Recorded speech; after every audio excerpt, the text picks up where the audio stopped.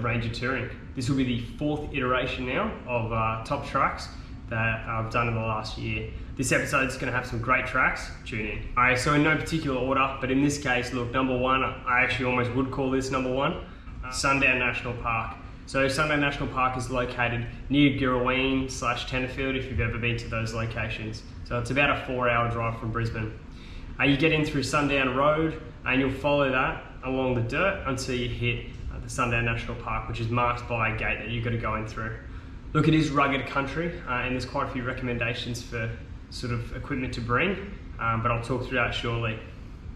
You'll drive through Sundown National Park and then it will split off into 2 tracks. The left is the maintained track, the right is the non-maintained track. Now, having driven both the non and the main, the non-maintained track is the best bit of fun. Wheel lifts, tricky lines where you've got to really pick it, rock steps, that sort of stuff is all on the right hand side, and a few creek crossings. I could not recommend this track anymore. It was so much fun. It did take us about 2.5 hours to complete, and it was only about maybe 10 kilometers, so it is slow going as a track. So what difficulty would I say Sundown National Park is? So definitely that right hand side track I will call a hard track, and this is due to the fact that there's heaps of washouts. It's really rugged terrain, like rocks everywhere, real tire puncturing kind of country. And as well as that too, there are some bypass tracks, but not in every case. So you will lift a wheel if you go along this track for sure. If there's traffic coming the other direction, it's almost impossible to find a place to pull over.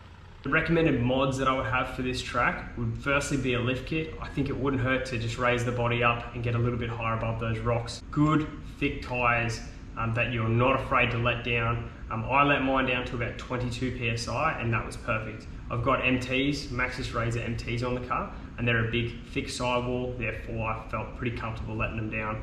And then finally, I would recommend having a bash plate. There's rocks everywhere.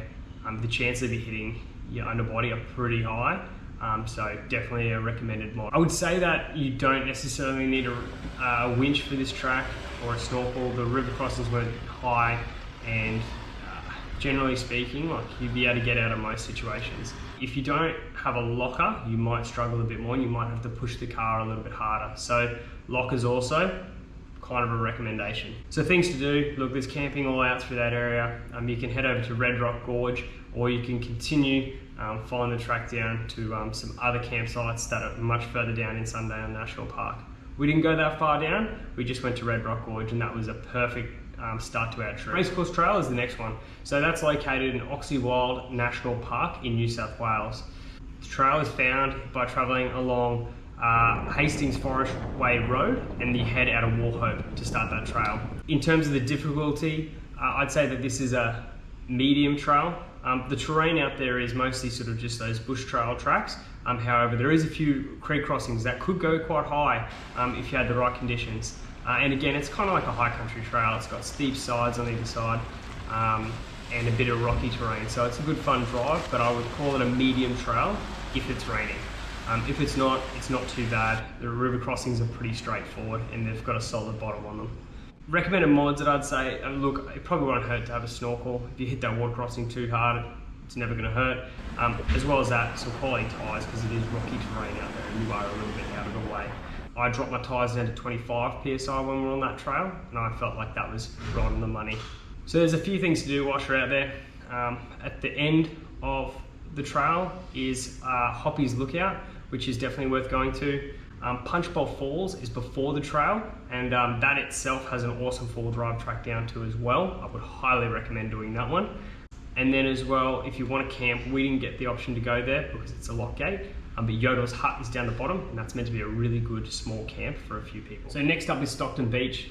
That's located about 45 minutes north of Newcastle. We entered through Lavis Lane, which takes you straight onto the beach and straight, in my mind, to the best area of Stockton Beach, which is where all the dunes are that you're allowed to drive up.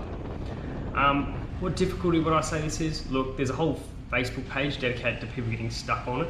However, most of those people are people who take two-wheel drive cars on it or all-wheel drive cars on it. So if you go to four-wheel drive and you let your tyres down to 16 to 18 PSI, like most normal people do when they drive on the beach, I call this an easy area. Now look, this is slightly different from most beach driving that I've done in Queensland. In Queensland, the tide goes out really far, you can drive along the hard part of the sand. When I was there, maybe just the wrong timing with the tide, but when you're heading up the beach, away from the dunes area, the beach sloped away really steadily and it didn't look like there was much hard sand to drive on, so it meant you were staying in the soft stuff. I found my car working pretty hard, and I found my transmission temps were getting up pretty high.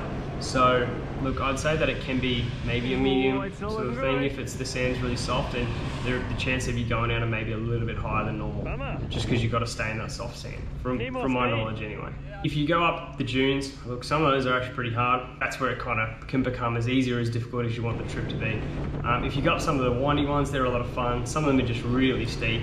You really got to hit them to get up them, and some of them are just soft, and they've got sort of wombat holes on either side, make it difficult if you're not locked. So look, kind of hard to say what difficulty it is, it's a bit of both. What mods would I suggest? Look, just good tyres. If you go out with highway terrains, I've always found that they don't really grip or grab in the sand, but if you let them down, you'll probably be okay. If you go out with a nice set of all-terrains, you're going to be cheering and you're going to have a great time. What's there to do whilst you're out there? Obviously the beach driving. Hit the sand dunes, a lot of fun to play around. In Queensland we don't have really any options like that. If you go to the islands, you're normally just heading straight up the beach. So this was pretty unique for me. As well as that too, you've obviously got the water. So if you want to go for a swim, fishing, that sort of stuff, there's those options there as well.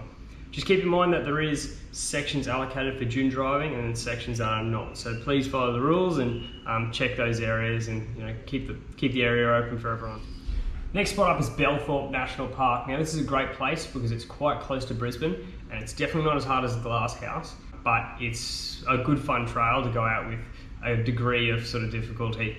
So about 1.5 hours from Brisbane, the best entry is along Belthorpe Range Road, and the best tracks that we found was Beacon and Branch Track or Trail. Sometimes though, those two trails are temporarily closed, so do just check it out. When you have a look at the map of the area, there'll be the tracks showing up in red as a bit more extreme forward driving. But again, it's national park, so their version of extreme is not that bad. It's just quite a common forward drive track, in my opinion. What difficulty would I say that the tracks are? Look, it's probably a medium track on purpose. There was some areas that are pretty rocky, some pretty interesting downhill descents. I wouldn't call it hard. It's definitely sort of that medium to hard. There is some pretty interesting descents where you're definitely going to end up on your belly. But I would recommend not going to this place if it's wet. The hills were slippery as they were. You wouldn't want to add some water into that. It would just probably throw it out into a bit of a nightmare track. Going off then to Branch Creek Track, that was interesting as well. Lots of mud, lots of water. Pretty grippy at the time because it was dry when we went, but if those mud holes filled up, maybe it'd be a different story. What recommendations for mods would I say? Look, I'd say good tyres again. It's rocky country. We dropped our tyres to 25 PSI. You probably could have gone down as far as 22 and still been quite happy.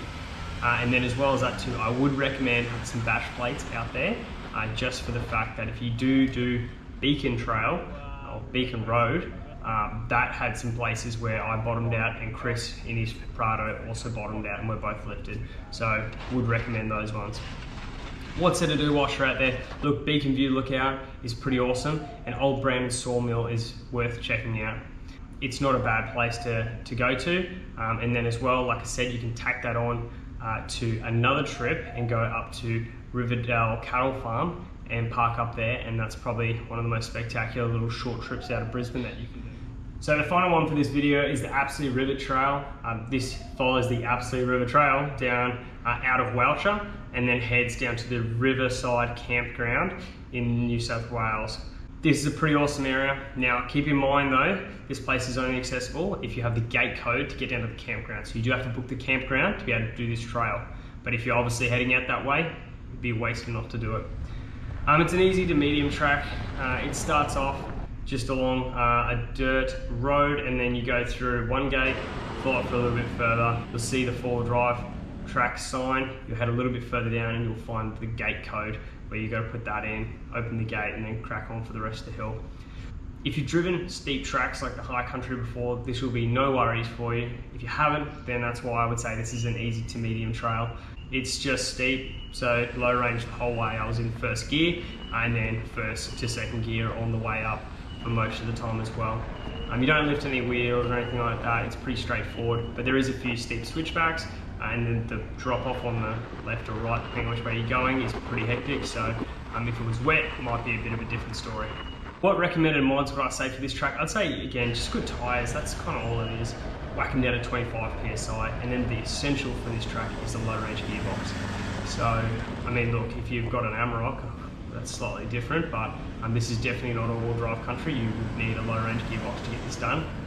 My gearbox was heating up, even just keeping it in gear, even though it was the middle of winter too and it was freezing cold. So just keep that in mind when you're driving the track.